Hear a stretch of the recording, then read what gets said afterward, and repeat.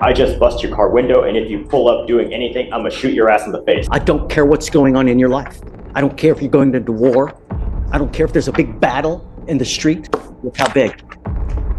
Is that big enough for you to read? What does it say? That brutal threat you just heard, it wasn't just a heat-of-the-moment outburst. It was the breaking point of a custody dispute turned nightmare.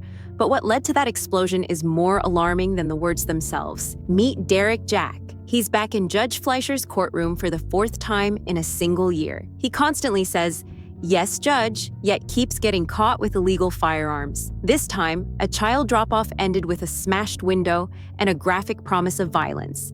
How does someone with 4 pending gun felonies still have a weapon in his pocket?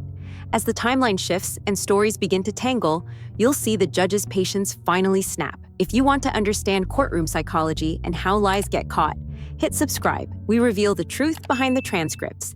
Let's start from day 1 in Judge Fleischer's courtroom. Okay. Your Honor, I have Mr. Jack, Derek Jack. He is in the holdover. He's set for bail review. Okay. Let's talk about Mr. Jack. Terroristic threat of a family or a household member. He does have some pending felonies, and I think doesn't have a bond on those, on at least. So it looks like from September of 23, he picked up his first unlawful possession by a felon. 3 months later, picks up another one. 5 months later, picks up another one. And now he's picked up another one of those and a terroristic threat with us, family or household member. Our bond is set at $10,000. That's right. What would you like? I would ask for $5,000. We're gonna oppose, Judge. Obviously, this individual should not be he shouldn't be out on bond. He just continuously picks up new cases while even being In given fact, bond. I want to talk to this gentleman to see if we can reach him. So just, if you bear with me, I would like to bring him out and talk to him, huh? Please. Madam Bailiff, do you mind bringing someone out, please? A Derek Jack, please. Thanks. Aaron, talk to me. Okay. Just approaching, it's on an off-docket promotion to sub. Trinidad is conflicted out. I got you. Happy to have you, man. How are you? Great to see you. Hey, Judge, you have a good holiday. Great to see you, Aaron. If you don't mind, while you're waiting for the inmate, can you confirm with Saba that she received that email and they're prepared to file that dismissal? Did you guys get Brock's email by chance? Should come from a lot law on Viegas. Yes, Judge, I dismissed it. Okay, it's been dismissed. Thank you, Your Honor. I'll sign your nollie now. Thank you, Your Honor. You guys have a great Thanksgiving. You too. Take care.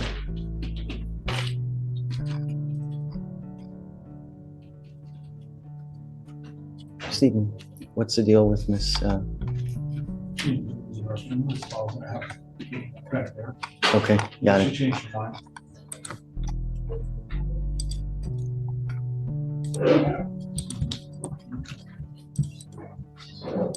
Hugh.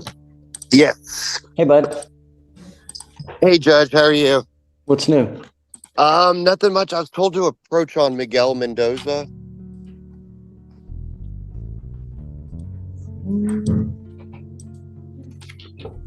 I think he just took a drug test.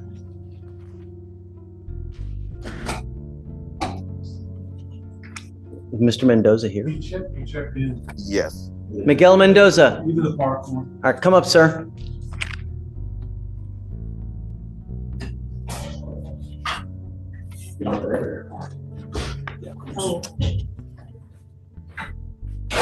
Just take a seat for me in the jury box real quick. And then I have an inmate coming out, Hugh. Let me talk to him real quick and then I'll hit you up next. Okay. Sure. Sounds good. Good morning, Mr. Jack. Good morning. How you doing, sir? How's jail? Sucks, man. Great. That's great.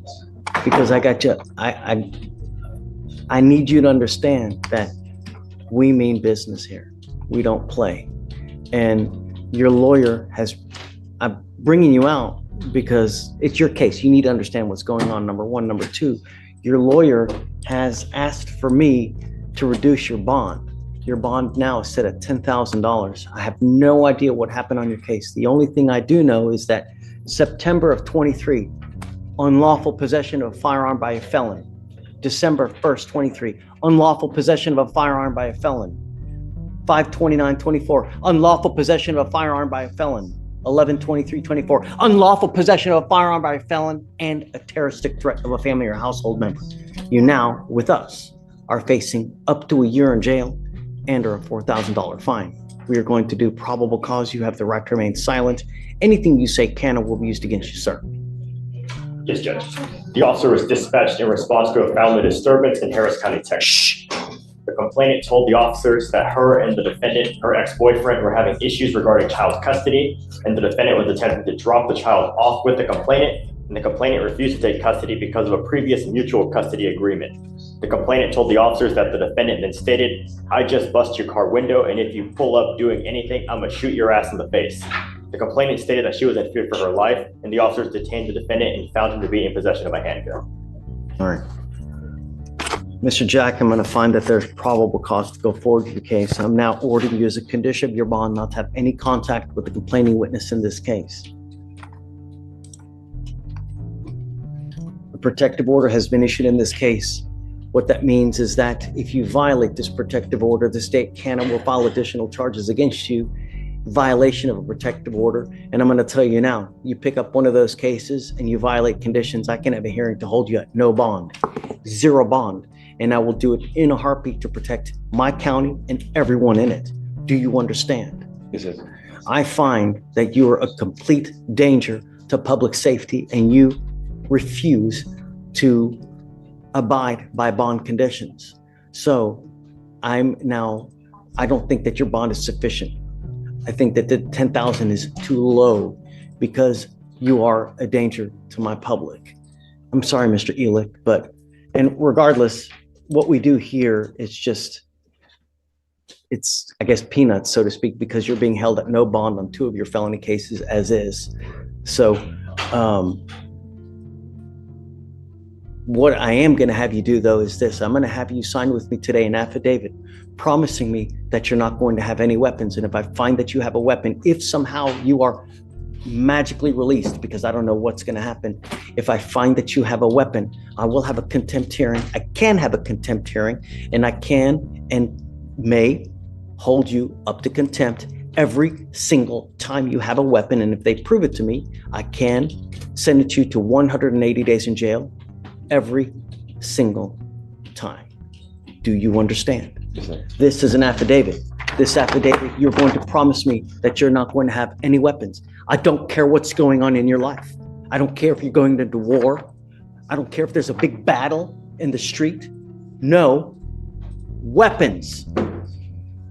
Do you understand? Yes, sir.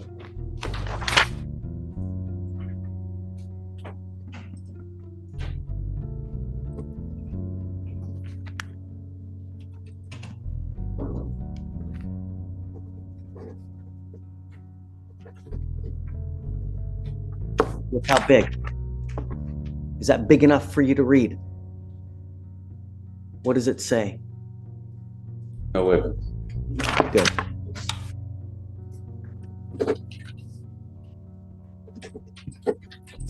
We will have you swear to us that you're not going to have any weapons, and at that time, we'll just have you put back. If you do bond out, I'm going to put a GPS monitor on you, and I will put an exclusion zone so that you're not to go anywhere near the complaining witness in this case. Do you understand? Yes, sir. You know, did we ever explore that order to surrender weapons to the sheriff's office? Did we ever do anything with that? I explored it and I talked to multiple people and no one's ever heard anything about it that I could find. We had that, remember? I know at one point we did. We need to do something with that. I'll make a few phone calls, see where. I'm going to see what I can do about having the weapons surrendered to law enforcement so that you don't have possession of any weapons. Do you understand? Okay. All right, Mr. Lick. So I guess we'll just wait. It looks like the felony case is set for, oh my goodness, March of next year. Your Honor, we may be, I just want to get the body cam and we may set this for trial. I mean, I know he's got the other felonies, but. I'm itching for a trial. You want 30 days, I guess? That sounds good. Yeah. Okay. All right. We'll have you swear to us no weapons, Mr. Jack. Come on. Judge Fleischer made the call, placing Derek Jack under a strict zero-tolerance weapons order. But can a signed paper really protect a victim from a man with 4 prior gun charges? Comment below. Team prosecution or team defense? Was this ruling justice or just wishful thinking? If this case got you thinking, hit like and share with a friend.